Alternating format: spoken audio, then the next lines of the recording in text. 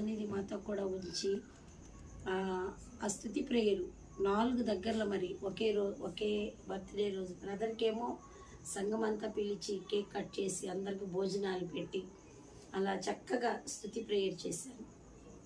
నేను వద్దనుకున్నా, ఇద్దరికి చేయాలంటాను, అనవసరంగా ఖర్చులు వద్దు, ఎక్కడైనా ప్రేయర్కి వెళ్ళి కాసేపు గడిపితే సంతోషంగా ఉంటుంది అనుకున్నా. మరుసటి వారం నాకు బర్త్డే వచ్చినప్పుడు ఇంట్లో పాప లేవగానే కేక్ కట్ చేసింది.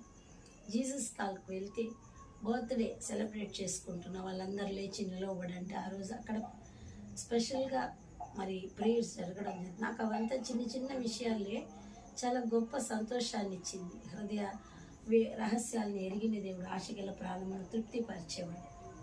ఆ తర్వాత అక్కడి నుంచి మేము ఒక హోటల్కి వెళ్తే అక్కడ కూడా వాళ్ళు ఒక కేక్ కట్ చేశారు.